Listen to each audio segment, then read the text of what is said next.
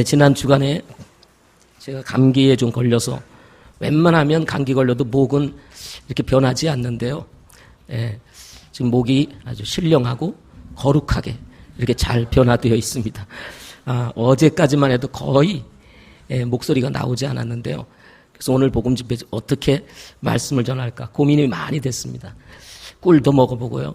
따뜻한 차도 계속 먹고 약도 먹고 이래서 그나마 오늘 이렇게 말이 나올 수 있었습니다. 그래서 하나님께 감사하고 또 오늘 복음 집회에 처음 오신 분들 하나님께서 축복하시기를 원하고 또 성도 여러분들에게 또 말씀이 복이 되기를 소망합니다. 오늘 말씀 제목은 여러분 속지 받은 대로 예수 그리스도라는 제목으로 말씀을 같이 나누도록 하겠습니다. 세계에서 가장 값비싼 땅 중에 하나가 미국 맨하튼이라고 합니다. 원래 주인은 인디언들이었는데요. 이 인디언의 추장이 이 땅이 쓸모없다고 생각을 해서 단돈 $20로 가격을 책정하고 네덜란드 상인에게 팔았다고 합니다. 네덜란드인들은 이 땅을 사서 자기들이 새로운 땅이라 해서 이곳을 일컬어서 뉴 암스테르담이라고 이렇게 이름을 붙였다고 합니다. 세월이 흐른 후에 뉴 암스테르담을 영국인들이 다시 구입을 하게 되었다고 합니다. 그 당시 이 영국인들이 이 땅을 구했을 때 아마도 영국 공작이 땅을 구입했던 것 같습니다. 그래서 그 공작의 이름이 요크라고 하는 이름이었는데요. 그 이름을 따서 새로운 요크 해서 뉴욕이라고 이름을 이렇게 붙였다고 합니다. 당시에 이 땅을 인수했던 영국인들은 자신들의 정체성을 심고 그리고 그 땅을 발판 삼아서 일어났다고 합니다. 한편 손해를 보고 팔았다는 사실을 깨달은 인디언들은 갑자기 본전 생각이 났다고 합니다. 그래서 이 땅에 자꾸 들어와서 문제를 일으키고 당시의 영국인들을 매우 어렵게 만들었다고 합니다. 그래서 이 땅을 구입했던 영국인들이 할 수 없이 이 뉴욕을 이 중심으로 해서 벽을 세우게 되었다고 합니다. 벽을. 그래서 그 땅에 벽이 세워지게 됐다고 합니다. 근데 세월이 흐르다 보니 이제 미국이라는 나라가 번창을 하고 그리고 이제는 인디언들의 이런 문제가 사라지면서 그 뉴욕이라고 하는 이 땅에 세워진 벽들이 쓸모가 없게 되었다고 합니다. 그래서 그 벽을 허물고 새로운 길을 내었는데요. 바로 그 길이 월스트리트라고 하는 그 유명한 길이 되었다고 합니다. 이 월스트리트는 여러분도 잘 아시겠지만 세계 금융권이 다 몰려있는 금융의 거리라고 할 수가 있습니다. 그래서 여러분들이 만약 뉴욕을 방문해서 월스트리트 거리를 거닐다 보면 거기서 여러분들은 많은 금융회사들을 만나게 될 것입니다. 그야말로 벽이 허물어지고 금융의 새로운 길이 열리게 되었던 것입니다. 이와 같이 우리도 인생을 살다가 보면 종종 벽을 만나게 됩니다. 우리 학생들에게는 공부의 벽을 만나게 되고요. 또 이제 학교를 졸업한 대학생들에게는 취업의 벽을 만나게 됩니다. 또 인생을 살다가 보면 많은 사람들과 관계를 맺게 되는데요. 관계의 벽에 또 우리가 만나게 되는 것입니다. 젊은이들에게는 결혼의 벽이 딱 맞고 서 있습니다. 이게 쉬운 것 같은데 우리 결혼하시는 분들은 굉장히 쉬운 것 같잖아요. 그냥 잘 만나가지고 잘 가는 것 같은데 이게 결코 쉽지가 않습니다. 그래서 부모님들의 입장에서는 자녀들이 결혼을 하면 그냥 이제는 한숨이 사라지게 되는 것입니다. 그렇지 않으면 맨날 나이는 먹어가고 결혼하지 않는 자녀들 보면 한숨이 나는 거죠. 아이고 저놈 언제 결혼하나 이렇게 되는 것입니다. 교육의 벽도 있습니다. 부모가 되면 자녀들을 교육해야 되는데 여러분, 이 교육이 또 보통 어려운 게 아니지 않습니까? 제가 오죽하면 목회보다 더 어려운 게 자녀 교육이다 하고 얘기를 하지 않습니까? 그런가 하면 우리가 인생에서 꼭 만나는 벽이 있는데 그게 죽음의 벽입니다. 죽음의 벽. 이 벽을 넘는 사람이 많지가 않습니다. 그러나 이런 많은 벽들 가운데 또 한 가지 벽이 있는데 그것이 신앙의 벽입니다. 신앙의 벽. 신앙의 벽. 이 벽 또한 허물기가 쉽지가 않습니다. 신앙은 무슨 신앙? 신은 어디 있나? 존재하지 않아. 라고 하는 이러한 벽들을 가지고 있어서 아무리 얘기를 해줘도 이 벽이 허물어지지를 않습니다. 그래서 신앙의 세계, 영적인 세계, 하나님의 세계를 볼 수 없이 살아가는 이런 사람들이 이 땅에 얼마나 많은지 모릅니다. 벽이라고 하는 것은 때로 멈추도록 만들기도 했지만 더 이상 들어오지 못하도록 넘지 못하도록 만들었지만 반대로 인생의 장애물이 되기도 하는 것입니다. 따라서 시간이 흐른 후에 보니까 이 벽이 쓸모가 없는 거예요. 뉴욕에 쳐졌던 그 벽이 세월이 흐른 후에 쓸모가 없어 보여서 그걸 허물고 세기를 내었는데 그게 월스트리트 거리가 된 것처럼 우리의 인생에 있어서도 세월이 지난 후에 보면 허물어야 될 벽들이 많다는 사실을 깨닫게 되는 것입니다. 특별히 여러분, 우리가 인생을 살다 보면 하나님이 어디 있어? 라고 생각을 여러분 하면서 나름 살아가겠지만 지금 세월이 지난 지금은 오히려 신이 존재한다고 하는 증거가 사실은 넘쳐나고 있습니다. 이때 우리는 어떻게 해야 될까요?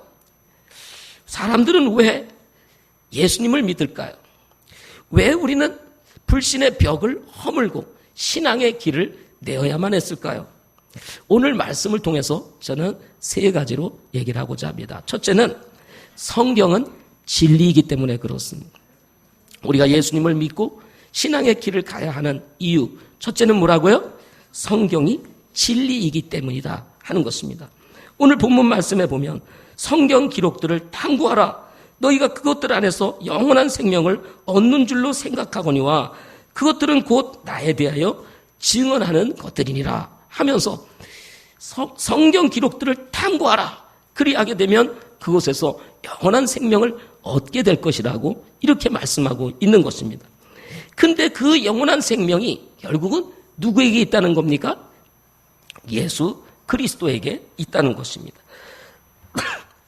많은 사람들이 하나님의 존재나 신에 대해서 의문을 가지고 있습니다. 현실과 눈에 보이는 것을 따라 사는 사람들에게 볼 수 없는 하나님, 볼 수 없는 신을 받아들인다는 것은 쉽지 않은 일일 것입니다. 그러나 우리가 살아가는 세상은요, 보이지 않는 하나님을 믿는 것과 같이 보이지 않는 것들을 누리며 살아가고 있다는 것입니다. 예를 들면 제가 어렸을 때 아날로그식 전화기를 사용할 때가 있었습니다. 다이아를 이렇게 돌리면 띠륵띠륵 가잖아요. 근데 저는 전화를 사용할 때마다 늘 신기하게 생각을 했습니다. 선은 구리선밖에 연결이 안 돼 있어요. 근데 어떻게 이 선을 타고 내 목소리가 저 멀리 있는 사람에게 전달되느냐는 거예요. 그것도 그렇게 간격이 많지도 않습니다. 저 미국에서도 통화를 하면요, 잠시의 간격이 있지만 그 짧은 간격 속에서 미국에 있는 사람하고 거의 동시에 목소리를 듣고 서로 통화를 하는 거예요.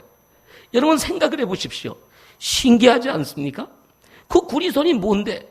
보이지 않는데 내 목소리가 그걸 통해서 저 전화를 하는 사람에게 들려가지고 서로 대화를 하고 웃고 울고 하는 일들이 벌어지지 않습니까? 세월이 흘러 이제는 선도 필요 없는 시대가 되어버렸습니다. 그야말로 디지털 세계가 열린 것입니다. 이제는 여러분 모두가 다 이제는 핸드폰을 하나씩 다 들고 갑니다. 선도 없어요. 근데 꾹꾹꾹꾹 번호 눌러가지고 딱 시작을 누르면 어떻게 됩니까? 이게 띠륵 가가지고는 사람하고 통화가 되는 거예요. 아무것도 없습니다. 보이는 것도 없어요. 근데 이게 기계와 기계가 연결이 돼가지고 어떻게 이게 통화가 되냐는 거예요. 아무리 생각해도 여러분 신기하지 않습니까? 이게 눈에 보이나요? 전파가 눈에 아무것도 보이지 않습니다. 근데 영상으로도 통화를 하고요. 정보도 주고받고요. 또 때로는 여러분들 영화도 보고요. 이것 속에서 지금 다 하는 것입니다. 보이지 않는 세계 아닙니까? 보이지 않는 세계. 참 세상이 이렇게 많이 달라졌습니다. 보이지 않는 세계를 우리가 누려가면서 살아가고 있다는 것입니다. 우리나라의 지식인으로서 아주 유명한 사람이 있는데 공병호 박사라고 하는 분이 계십니다. 공병호 박사. 이분은 경제학 박사이며 작가이면서 동시에 강연가이기도 합니다. 고대를 졸업하고 미국 텍사스주 휴스톤에 있는 라이스 대학에서 경제학 박사 학위를 받으신 분입니다. 그가 학위를 받고 한국에 돌아와서 국토개발원 연구원을 시작해서 공직과 그리고 사업가로서 활동을 하다가 지금은 공병호 경영연구소를 운영하고 계시는 분이십니다. 1998년에는 세계 자유주의자들의 모임인 몽베클린 소사이어티의 정회원으로 선출되기도 하였던 이 공병호 박사는 공병호 경영연구소와 함께 공병호 경제 아카데미를 운영하면서 어린아이와 중학생, 고등학생들을 대상으로 경제를 가르치는 그런 일들을 하고 있습니다. 아마도 공병호 박사는 앞으로 미래의 우리나라를 바라보면서 지금의 아이들, 지금의 청소년들에게 경제가 무엇인지를 가르쳐야 되겠다라고 하는 생각을 가진 것 같습니다. 그야말로 앞을 내다볼 수 있는 성각자 중에 성각자라고 할 수가 있을 것입니다. 그는 한국 사회의 대표적인 지식인으로 지식인 세계에서는 모르는 사람이 없을 정도로 유명한 분이십니다. 그는 작가로서 다양한 영역의 책들을 썼는데요. 그 중에서도 경제와 관련된 책들을 많이 쓰셨습니다. 첫 번째 저작, 그의 첫 번째 저작인 공병호의 자기경영 노트는 이게 출간되자마자 교보문고와 S24시, 맞나요?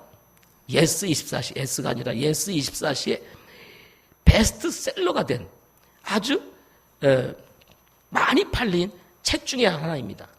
저도 읽어보지는 않았지만 공병호의 자기경영 노트라고 하는 이 책은 제가 본 적이 있습니다.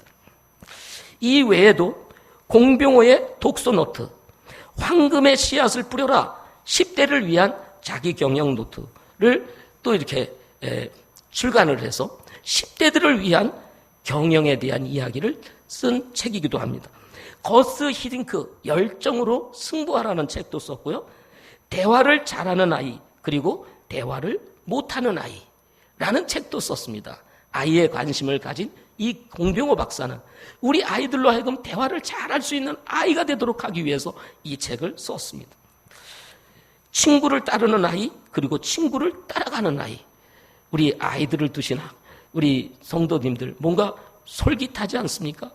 여러분의 아이들은 친구를 따르는 아이입니까? 아니면 친구를 따라가는 아이입니까? 그런가 하면 내 꿈을 이루는 아이 그리고 남의 꿈을 쫓는 아이 이런 책들을 썼습니다. 그래서 총 100여 권의 아주 정말 우리에게 읽을 만한 그리고 아주 건전한 이런 책을 집필하였습니다. 제가 이분을 이렇게 소개한 것은 이렇게 거창하게 여러분에게 소개해드린 것은 이분이 아주 신실한 그리스도인이라는 것입니다. 내노라는 지식을 겸비한 분, 그야말로 넓은 세계의 지식을 가지고 있었던 이분이 뭐가 부족해서 예수님을 믿었을까요?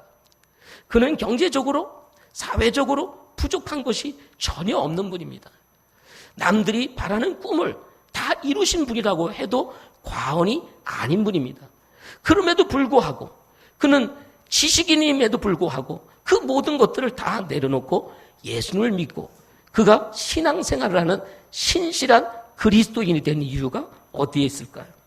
그는 어느 날 갑자기 이런 생각이 들었다고 합니다.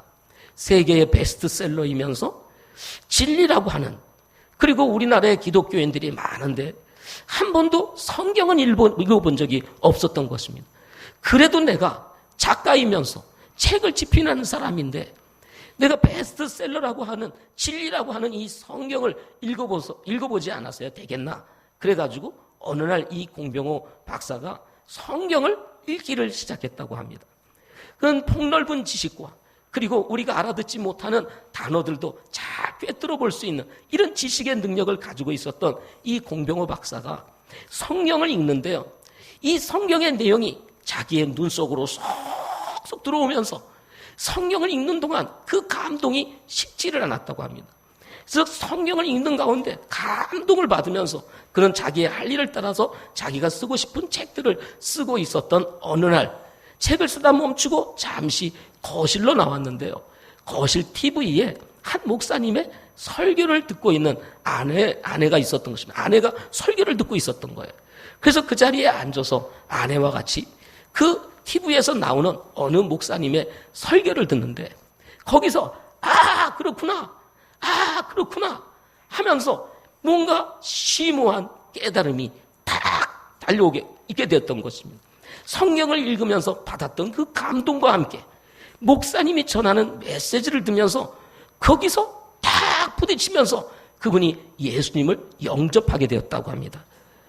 그래서 그는 누가 인도하지도 않았는데 예수님을 만난 후에 어떻게 했냐면 자기가 자발적으로 자기가 다닐 만한 교회를 찾아서 결국은 교회를 다니게 되었다고 합니다.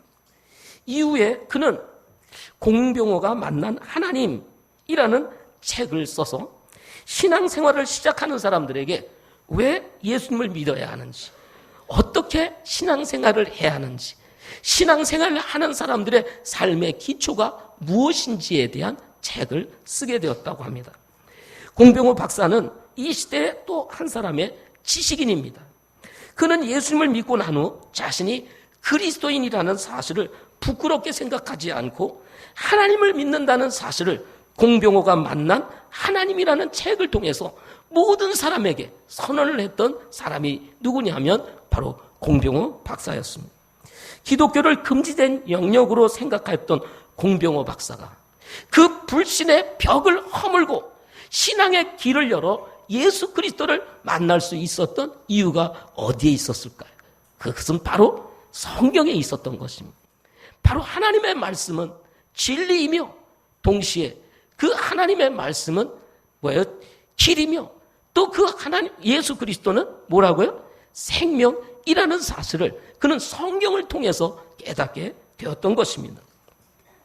성경은 6,000년의 인류 역사를 담고 있을 뿐만 아니라 이 세상이 어떻게 만들어졌는지 그리고 구체적으로 우리 사람이 어떻게 지은 바 되었는지 인류의 역사가 혼돈의 세계로 빠져들게 된 원인과 함께 죽음을 향해 가고 있는 인간, 바로 인간이 영원한 멸망을 향하고 있다는 사실을 성경은 정확하게 밝혀주고 있는 것입니다.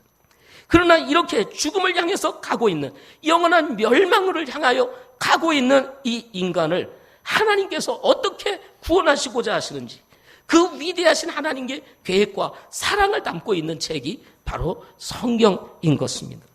인류 역사의 과거와 현재 그리고 미래를 담고 있어서 인간이 가야 할 바가 어디인지를 정확하게 제시해 주는 책, 그것이 무엇입니까? 바로 성경인 것입니다. 예수 그리스도는 바로 이 성경의 주인공이신 것입니다. 따라서 누구든지 성경을 열고 이 성경의 말씀을 읽게 되면 만나는 한 분이 계시는데 그분이 누구냐면 바로 예수 그리스도라고 요한복음 5장 39절에서 말씀해 주고 있는 것입니다. 그래서 본문 말씀에 보면 성경 기록을 탐구하라 하고 말씀하고 있는 것입니다. 그냥 이것은 기독교에서 보는 종교적 책이야. 그러기 이전에 이 성경이 뭐라고 말하는지 여러분 한번 살펴보고 신이 있는지 없는지 과연 인간은 어떤 존재인지 그야말로 우연의 산물인지 아니면 하나님이 정말 만든 위대한 작품인지 살펴보라는 것입니다. 정말 당대에 지금 이 시대의 지식인이었던 공병호 박사가 그 모든 지식, 폭넓은 지식을 가지고 있었던 그가 예수님을 믿었었던 이유가 어디에 있었을까요? 그 지식에서 만날 수 없었던, 수많은 책에서 만날 수 없었던, 가지고 있는 모든 지식과 지혜에서 만날 수 없었던 예수 그리스도를 바로 성경을 통해서 만나게 되었다는 것입니다.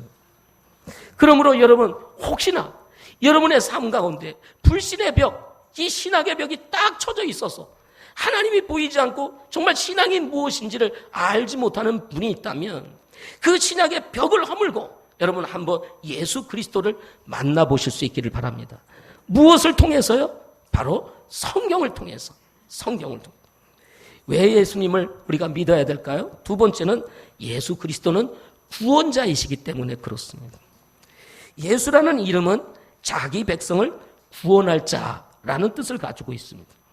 그리스도라는 이름의 뜻은 기름 부음을 받은 자라고 하는 뜻으로서 그분이 구원자, 곧 메시아라는 사실을 알려주는 이름입니다.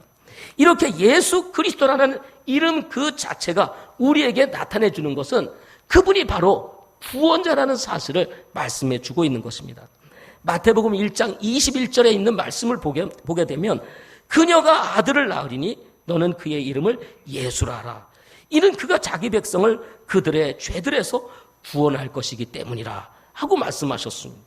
그렇습니다. 동정녀 마리아를 통해서 나신 예수 그리스도. 그분은 바로 자기 백성을 그들의 죄들에서 구원할 자다 하고 말씀하고 있는 것입니다.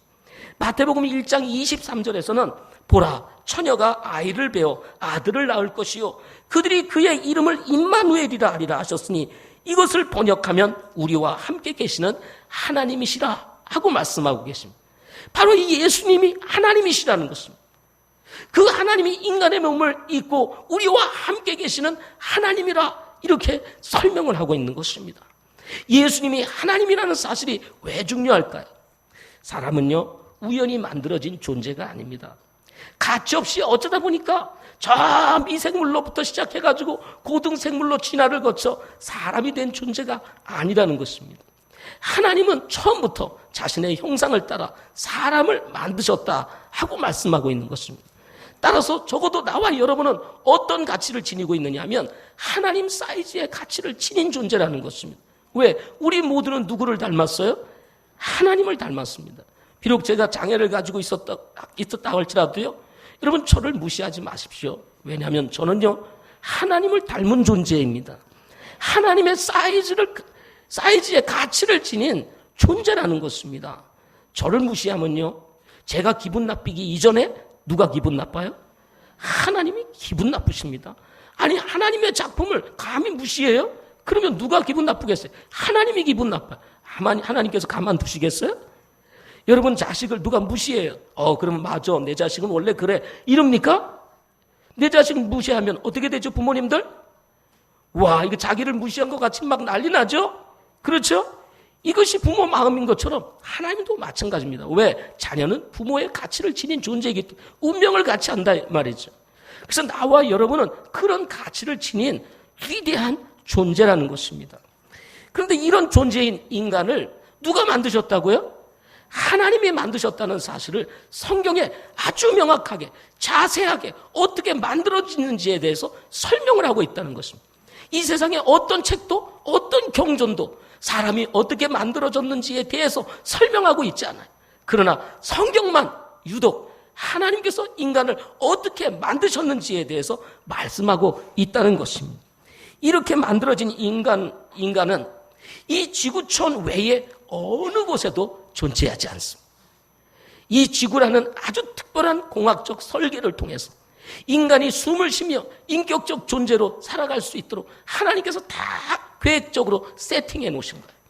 이런 별들이 이 우주에 아무것도 없습니다. 오직 지구에만 존재하는 것입니다.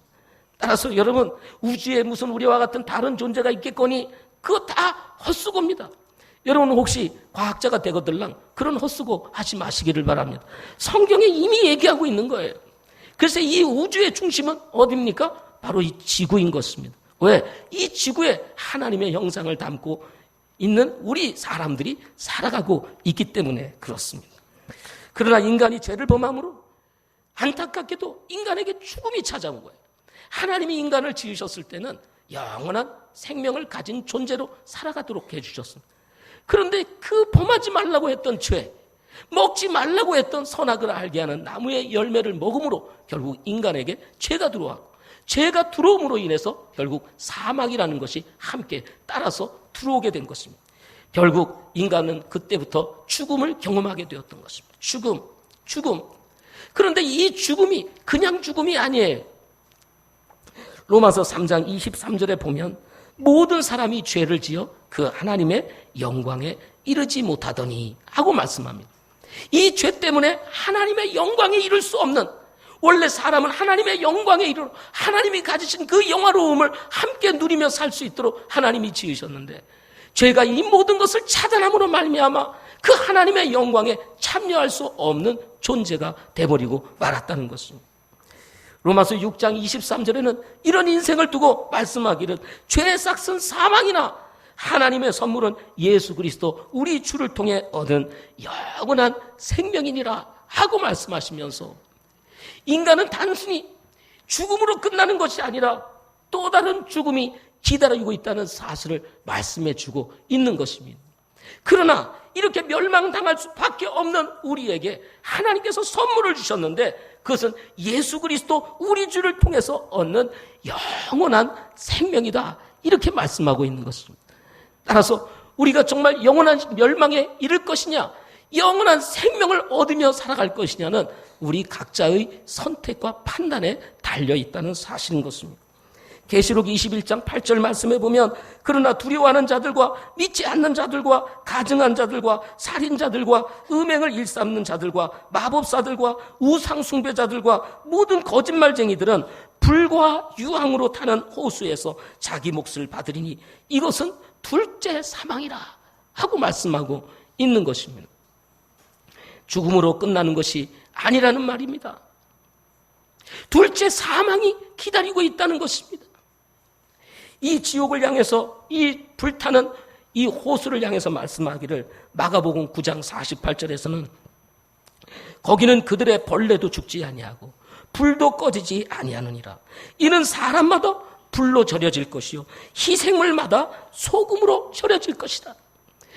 채소에 소금을 넣으면 이 채소가 그냥 푹 죽잖아요. 절여진다고 말하지 않습니까?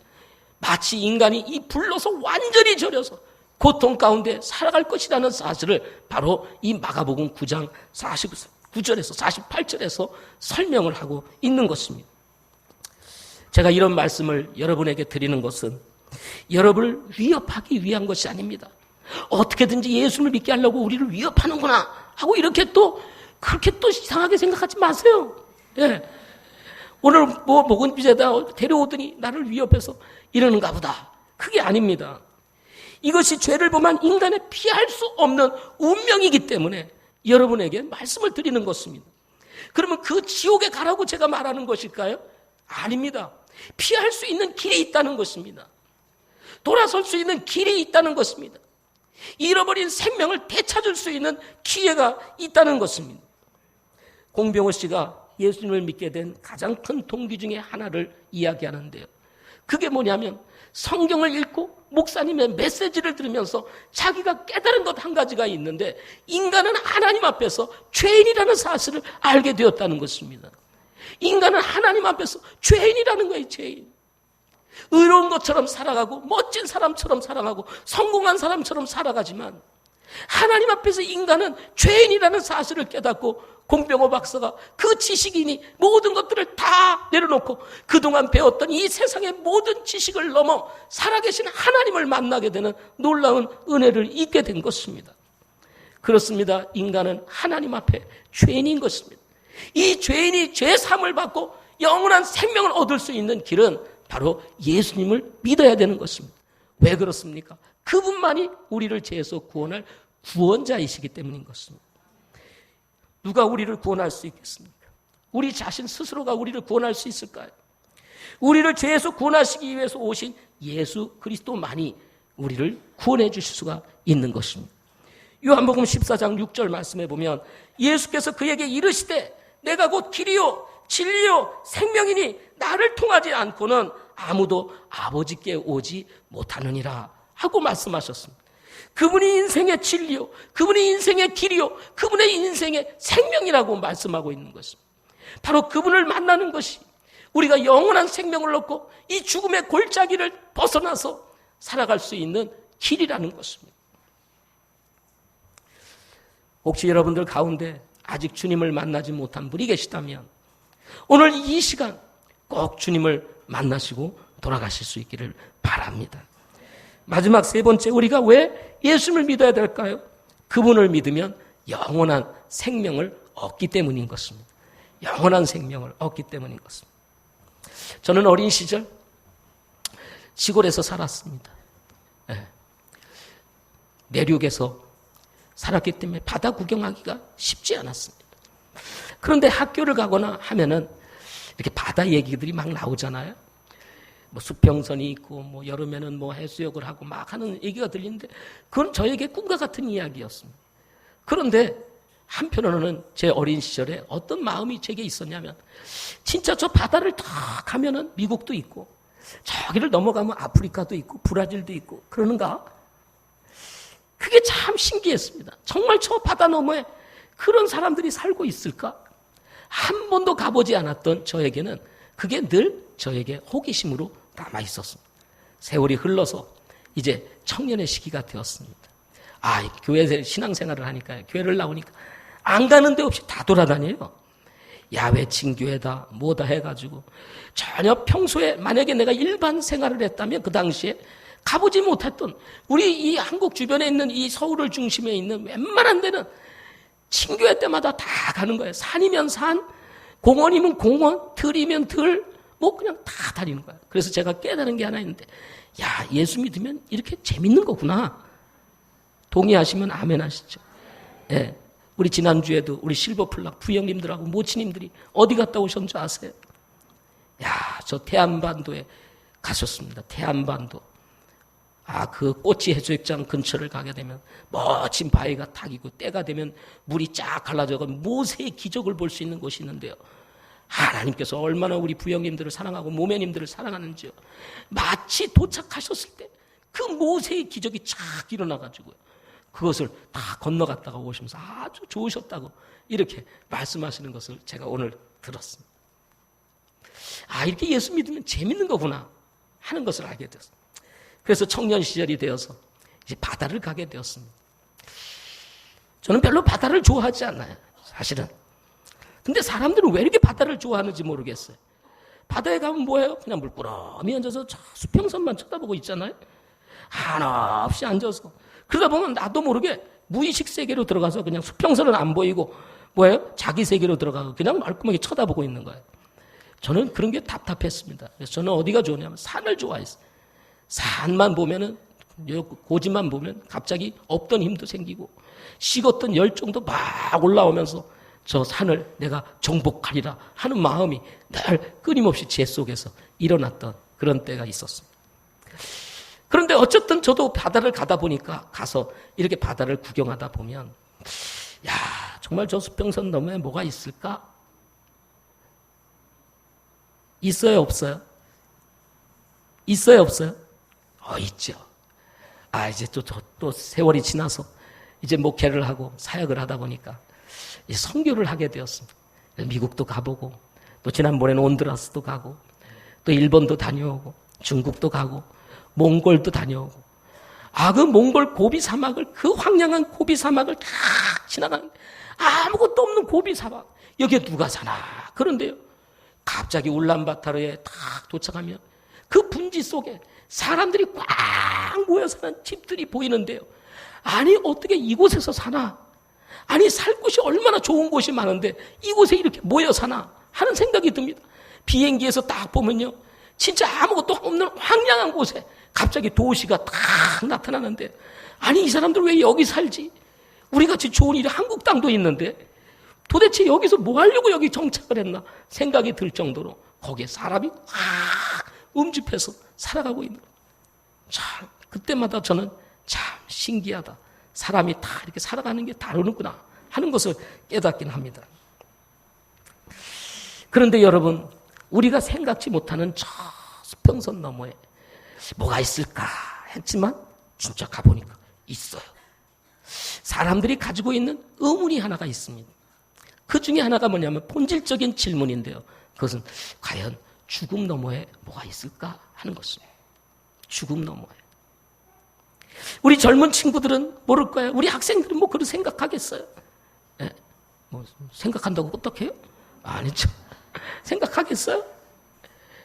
우리 청년들 뭐 죽음을 생각하며 살겠습니까? 얼마나 재밌는데. 근데 이제 나이가 드니까 죽음에 가까워지니까 자연스럽게 죽음을 생각하는 때가 옵니다. 죽음을 생각하는데 인생이 죽음으로 끝난다. 얼마나 허탈하겠습니까? 남는 게 죽음이야. 남는 게. 그렇게 힘들게 살고 애써 살았는데 남는 게 죽음밖에 없다고 생각해 보십시오. 얼마나 허망하겠습니까? 그러면서 던지는 거예요. 정말 죽으면 끝나나? 그런데 또 이 죽음을 넘어 뭐가 있다 그러면 또 이게 신을 인정한다든지 내가 교회를 다녀야 될 것만 같으니까 어떻게 해야 됩니까? 에이, 죽으면 끝나는 거지. 뭐가 있어? 죽으면 끝나는 거야 하고 자기를 위로해보지만 마음속에는 뭐가 있어요? 두려움이 있잖아요. 두려움이. 한 번도 가보지 않은 곳을 가보겠다고 우리 대통령께서 얘기를 하셨는데 아주 이상한 곳으로 지금 가고 있잖아요. 네. 그런데 진짜로 여러분 생각해 보십시오. 우리가 한 번도 가보지 않은데 만약에 그곳에 길이 있다면, 거기서 다른 것이 또 있다면 여러분 어떻게 하시겠습니까? 그래서 사람의 마음속에 두려움이 있는 것입니다. 로마서 5장 8절에 보면 이런 말씀이 있습니다.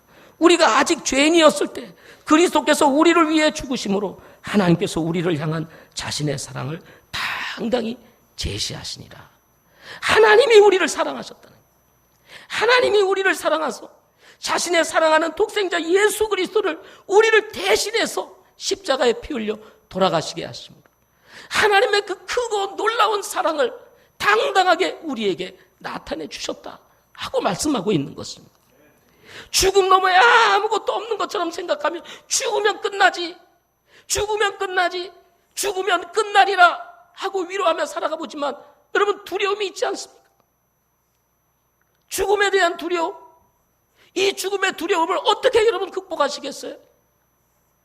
극복하더라 하는 없던 사람은 죽음에 이르다 보니까 어쩔 수 없이 죽지만 그 전에 반드시 이 죽음의 문제를 해결하고 가야 되지 않겠어요?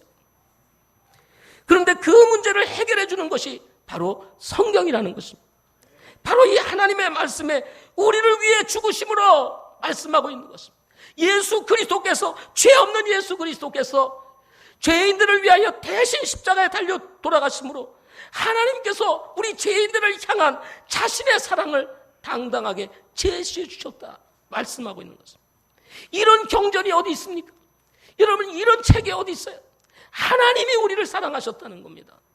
이 죄인들을 사랑하셨다는 것입니다. 영원히 멸망당할 수밖에 없는 죽음만이 남아있는 우리의 인생을 하나님이 사랑하셔서 우리를 십자가를 통해서 구원해 주시겠다고 하신 것입니다. 이렇게 당당히 사랑을 나타내 주셨던 우리 주님께서 우리를 위해 죽으셨다가 다시 3일 만에 부활하셨습니다.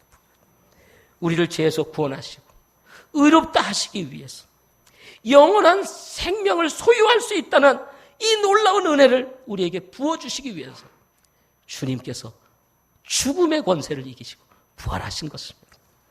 고린도전서 15장 12절부터 14절 말씀에 보면 이제 그리스도께서 죽은 자들로부터 일어나셨다고 선포하였거늘 너희 가운데 어떤 자들은 어찌 죽은 자들의 부활이 없다고 말하느냐. 만일 죽은 자들의 부활이 없으면 그리스도께서 일어나지 아니하셨느니라. 또 그리스도께서 일어나지 아니하셨으면 우리의 선포하는 것이 헛것이요 너희의 믿음도 헛것이라. 여기 와서 괜히 예배드릴 필요 없다는 것입니다. 뭐 예수님을 믿어라 하고 말할 필요가 없다는 것입니다. 살기도 바쁜 세상에 주일이면 좀 쉬고 가족들과 함께 할 수 있는 시간에 뭐하러 여기 와 있습니까? 이 시간 뭐하러 여기 와 있겠어요? 부활이 없다면 이 모든 것들이 다 헛것이라는 것입니다. 빌라도 보고서에 보면, 예수님을 재판했던 빌라도 보고서에 보면 예수님의 부활 사건을 그 부하들이 정보를 수집해가지고 모아가지고 당시에 황제에게 보낸 보고서가 있었습니다. 지금도 그 보고서가 터키 어느 수도원에 지금도 보관되어 있다고 하는데요. 그 보고서에 보면 빌라도가 부하에게 시켜서 이게 어찌 되는지 알아보도록 합니다. 그래서 그 정황들을 쫙 수집한 부하가 와서 이 빌라도에게 보고하는데 예수님의 부활은 정말 맞는 것 같습니다. 예수님의 부활을 목격했던 제자들이 흥분하고 그들이 자신의 삶을 받고 예수님이 부활했다고 증거하고 있습니다. 그것 때문에 자신들이 죽을 줄 알 수도 있고 핍박과 고난이 찾아온다는 것을 알면서도 예수님의 부활이 있다고 증거하고 있습니다. 놀라운 일이 벌어졌습니다. 라고 증언을 하고 있는 것을 보게 됩니다. 여러분, 예수님의 부활이 없었다면, 죽음은 있는데 부활이 없었다면 우리도 죽음으로 끝나는 인생이 돼버리고 말았을 것입니다. 그러나 우리 주님이 죽음의 권세를 이기시고 부활함으로 우리도 죽음의 권세를 이기고 영원한 생명에 이룰 수 있도록 다 허락해 주신 것입니다. 에베소서 2장 8절 9절 말씀해 보면 너희가 믿음을 통해 은혜로 구원을 받았나니 그것은 너희 자신에게서 난 것이 아니요 하나님의 선물이라 행위에서 난 것이 아니니 이것은 아무도 자랑하지 못하게 하려 함이라 하고 말씀하셨습니다. 믿음을 통해 값없이 은혜로 우리가 구원을 받을 수 있다고 성경은 말씀하고 있는 것입니다. 우리의 노력과 우리의 수고로 받을 수 있는 구원이 아닙니다. 우리가 단순히 내가 죄인입니다 하나님, 나를 위해서 돌아가신 예수 그리스도 그분을 통해서 내 모든 죄 사함을 받고 내가 구원받을 수 있다는 사실을 이제 깨달았습니다. 내가 바로 그 구세주 예수 그리스도를 믿겠나이다 하고 나가서 예수님을 믿게 되면 하나님께서 오늘 본문에 이 지금 에베소서 2장 8절 9절을 통해서 은혜로 구원을 받는다고 이렇게 말씀하고 있는 것입니다. 예수님을 믿고 만나게 되면 그러므로 영원한 생명을 우리가 소유할 수 있게 되는 것입니다. 행복이라는 것은 멀리 있는 것이 아닙니다. 바로 여러분의 옆에 있는 것입니다. 그러나 사람들은 이것을 모르고 자꾸 불행을 선택하며 살아갑니다. 잡을 듯 하면서 엉뚱한 걸 잡습니다. 잡으려고 하면 이상한 게 보여요. 그래서 그걸 잡습니다. 마귀가 가만두지를 않아요. 복음전도 집회예요. 갑자기 이 목소리가 탁 꺾이는데요. 큰일 났다 싶었습니다. 내 목소리를 내가 마음대로 못하겠더라고. 하나님의 은혜가 필요했습니다. 아침에 깨어나면 괜찮으리 하면서 기도하고 잤습니다. 그랬더니 좀 풀렸어요. 얼마나 감사한지 몰라요. 우리가요, 이 목소리 하나도 내 마음대로 못해요. 우리가 그냥 목소리 내며 살아가는 것 같죠? 한번 딱 치니까 내 마음대로 안 돼요. 새벽 기도 때 노래를 부르는데 노래가 안 나와. 이상한 음이 안 돼, 음이. 이상한 음을 막 내요, 제가. 그래서 이거 목소리도 내 마음대로 못하는 거구나. 우리가 하나님의 은혜로 이렇게 살아가는 거구나 하는 생각을 가졌습니다. 마찬가지로 영적인 눈이 열리면, 영적인 눈이 어두워지면 잘못된 선택을 하기가 쉽습니다. 그러므로 이제 우리는 새롭게 눈을 떠야 합니다.